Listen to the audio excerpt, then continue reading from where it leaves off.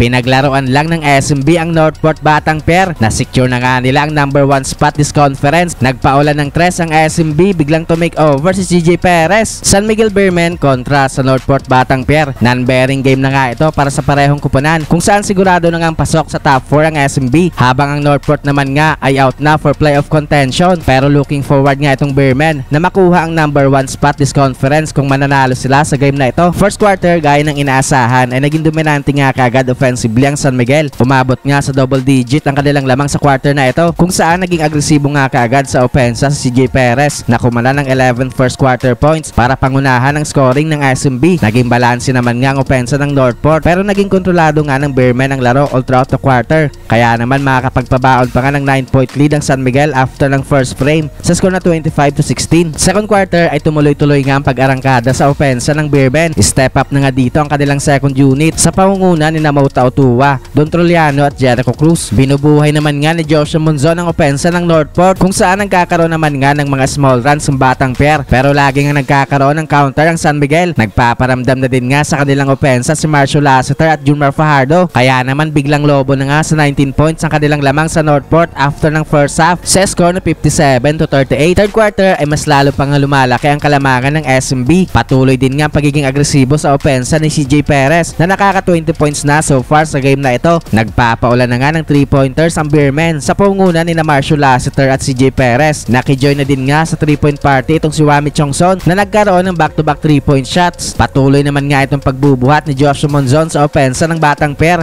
na kumanapan ng 4-pointer, pero bihira nga siyang makahanap ng tulong sa kanyang mga teammates, kaya patuloy nga ang paglaki ng kalamangan ng Beermen. Tambak malala pa rin nga ang Northport after ng third frame sa score na 92-67. Fourth quarter ay tila final score na lang nga ang hinihintay sa game na ito. Nilabas na din nga sa game ang starting unit ng SMB sa early minutes, kaya sa uli nga ay panalo sa game na itong San Miguel Beermen para ma-secure ang number 1 spot this conference. Sa panguna nga yan ng 20-point game ni CJ Perez.